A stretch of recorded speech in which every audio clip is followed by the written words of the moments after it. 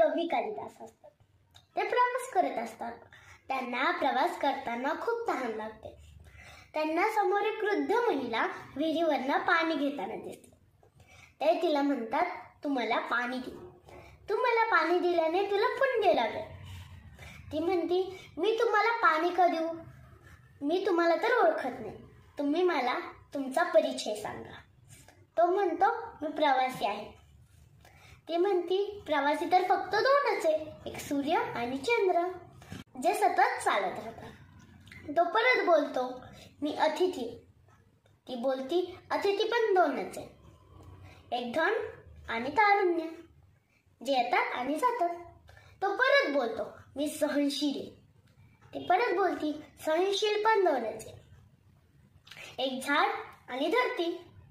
तो परत बोलतो, मी हट्टी आहे.